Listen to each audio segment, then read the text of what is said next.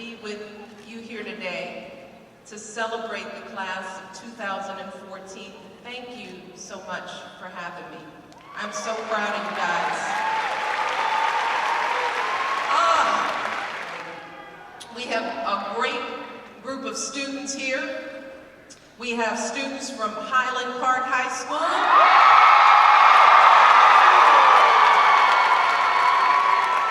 We have Hope Street Academy students here today. Topeka High School. And of course, we have Topeka West High School in the house. Tomorrow will be a big day for all of you. You all worked so hard, I know, I can tell.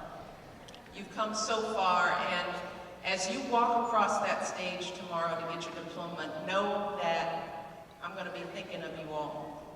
I am so proud of you all and all that you've achieved thus far. And you have got so many people here who are proud of you tonight.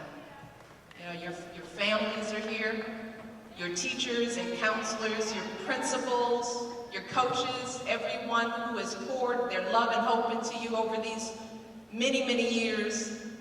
So graduates, let's just take a moment to give a round of applause to those folks as well. Tonight is their night too. Yes. Now I want to start by thanking Lauren for that amazing introduction. Yes, indeed. Well done, Lauren. I want to thank a few other people here. Of course, Secretary Sebelius, as you know, my husband and I are so grateful for all that she has done for wonderful service. And I'm so glad that she and her family could join us tonight. And of course, I want to recognize Congresswoman Jenkins, Governor Brownback, Mayor Wolgast, as well as Superintendent Ford, School Board President Johnson, and all of your great principals, Principal Carter, New, Noel, and Riley. Yay. And finally, to our fantastic student speakers, Alicia, Rosemary, and Noah. Just hearing your backgrounds makes me feel like an underachiever. So thank you so much for your remarks about Brown versus Board of Ed. I know Noah is coming. You have approached this issue past, present, and future. And I think it's fitting that we're celebrating this historic Supreme Court case tonight. Not just because Brown started right here in Topeka, or because Brown's 60th anniversary is tomorrow, but because I believe that all of you are soon-to-be graduates. You all are the living, breathing legacy of this case. Yes. I mean, just look around at this arena. Not only are you beautiful and handsome and talented and smart, but you represent all colors and cultures and faiths here tonight. You come from all walks of life, and you've taken so many different paths to reach this moment. Maybe your ancestors have been here in Kansas for centuries. Or maybe, like mine, they came to this country in chains. Or maybe your family just arrived here in search of a better life. But no matter how you got here, you have arrived at this day together. For so many years, you all have studied together in the same classrooms, you've played on the same teams, attended the same parties. Hopefully you behaved yourselves at those parties. You've debated each other's ideas, hearing every possible opinion and perspective. You've heard each other's languages in the hallways, English, Spanish, and others, all mixed together in a uniquely American conversation. You've celebrated each other's holidays and heritages. In fact, I was told that at one of your schools, so many students who weren't Black wanted to join the Black Students Club that you decided to call it the African American Cultural Club so that everyone would feel welcome. Way to go. So graduates, it is clear that some of the most important parts of your education have come not just from your classes, but from your classmates. And ultimately, that was the hope and dream of Brown. That's why we're celebrating here tonight. Because the fact is that your experience here in Topeka would have been unimaginable back in 1954. When Brown versus Board of Education first went to the Supreme Court, this would not be possible. As you all know, back then, Topeka, like so many cities, was segregated. So black folks and white folks had separate restaurants, separate hotels, separate movie theaters, swimming pools, and of course, the elementary schools were segregated too. So even though many black children lived just blocks away from their white schools in their neighborhoods, they had to take long bus rides to all black schools across town. So eventually, a group of black parents got tired of this arrangement, and they decided to do something about it. Now, these were ordinary folks. Most of them were not civil rights activists. And some of them were probably nervous about speaking up, worried they might cause trouble for themselves and their families. And the truth is, while the black schools were far away, the facilities were pretty decent, and the teachers were excellent. But eventually, these parents went to court to desegregate their children's schools because, as one of the children later explained as an adult, she said, "We were talking about the principle of the thing." Now think about that for a moment. Those folks had to go all the way to the Supreme Court of the United States just to affirm the principle that black kids and white kids should be able to attend school together. And today, 60 years later, that probably seems crazy to all of you in this graduating class, right? You all take the diversity you're surrounded by for granted. You probably don't even notice it. And that's understandable, given the country you have grown up in. With a woman governor, a Latina Supreme Court justice, a black president. You've seen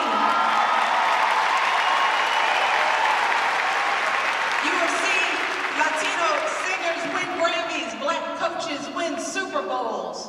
You've watched TV shows and characters of every background. So when you watch a show like The Walking Dead, you don't think it's about a black guy, a black woman, an Asian guy, a gay couple, and some white people. You think it's about a bunch of folks trying to escape some zombies, right? Period. And then when some folks got all worked up about a cereal commercial with an interracial family, you all were probably thinking, really? What's the problem with that? When folks made a big deal about Jason Collins and Michael Sam coming out as gay, a lot of kids in your generation thought, what is the issue here?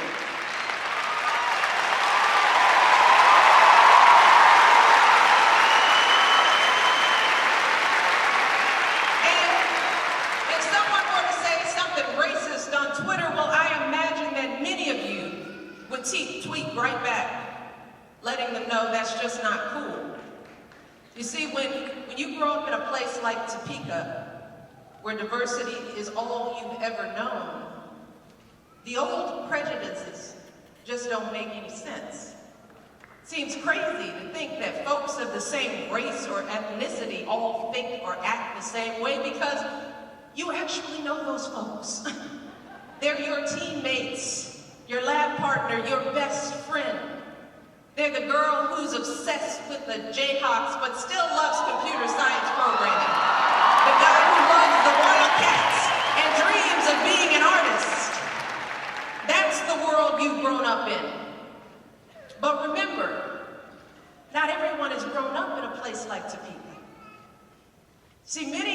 districts in this country have actually pulled back on efforts to integrate their schools. And many communities have become less diverse as folks have moved from cities to suburbs.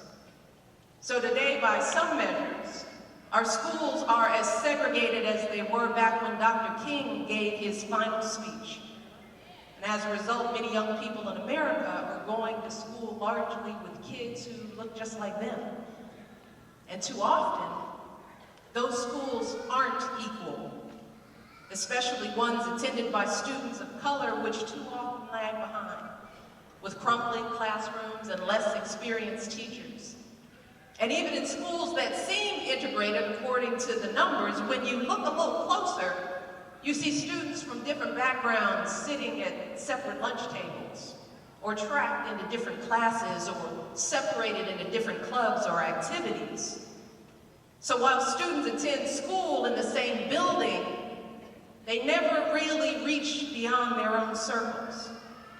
And I'm sure that probably happens sometimes here in Topeka too.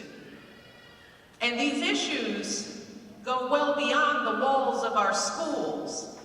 We know that today in America, too many folks are still stopped on the street because of the color of their skin.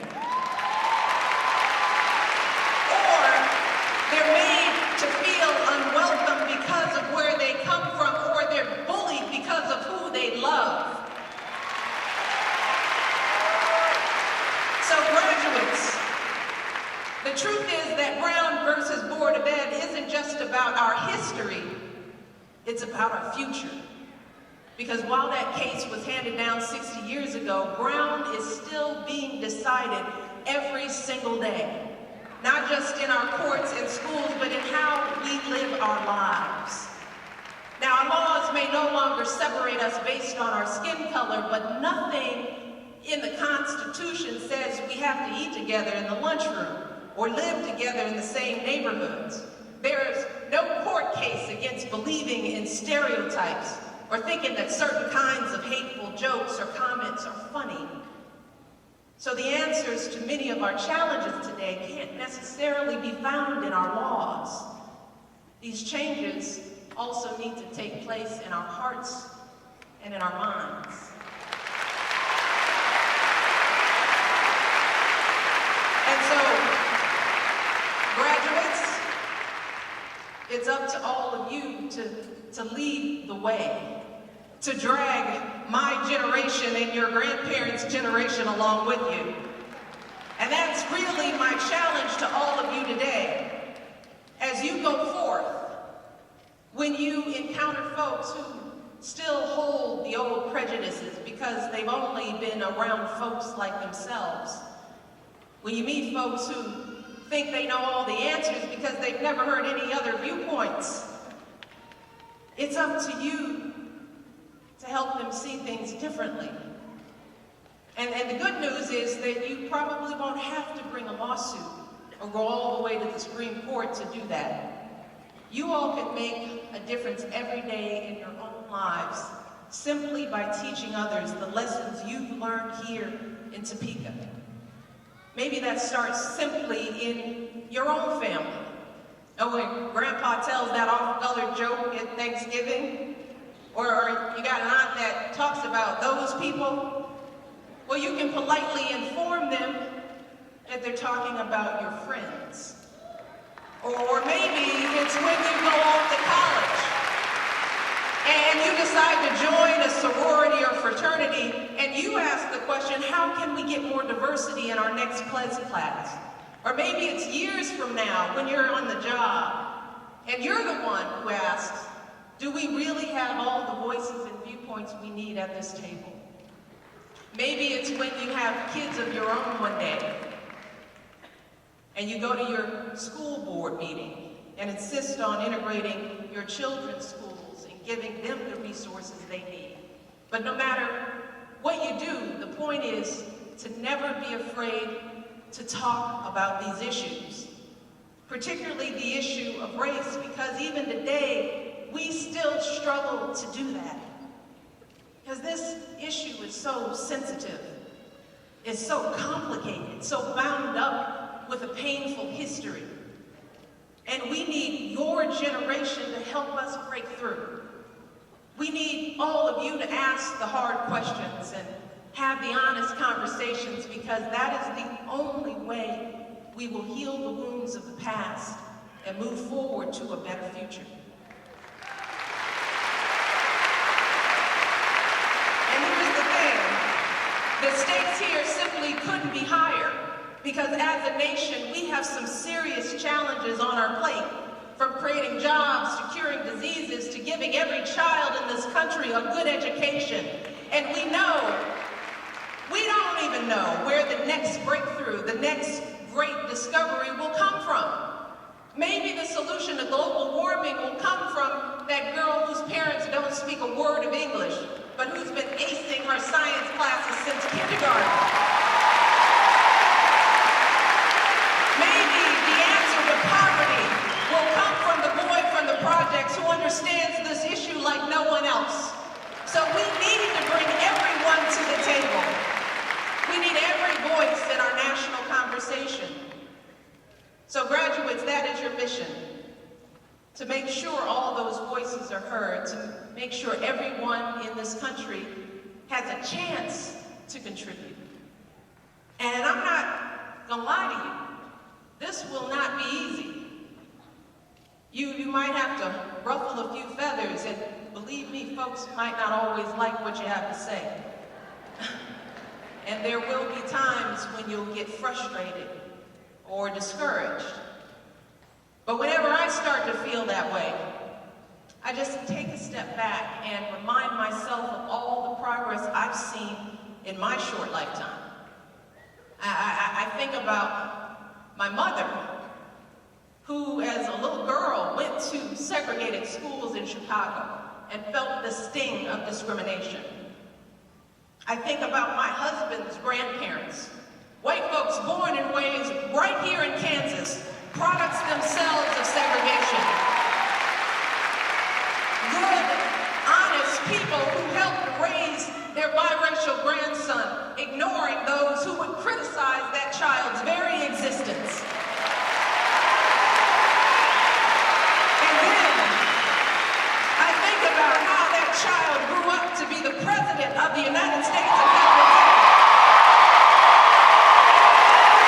That little girl from Chicago is helping to raise her granddaughters in the White House. And finally, I think about the story of a woman named Lucinda Todd, who was the very first parent to sign on to Brown versus Board of Education. See, Lucinda's daughter Nancy went to one of the all-black schools here in Topeka, and Mrs. Todd traveled across this state raising money for the case, determined to give her daughter and all our sons and daughters the education they deserve. And today, 6 decades later, Mrs. Todd's grandniece, a young woman named Kristen Jarvis, works as my right-hand woman in the White House. She is here with me today. She has traveled with me around the world. So if you ever start to get tired, if you ever think about giving up, I want you to remember that journey from a segregated school in Topeka all the way to the White House.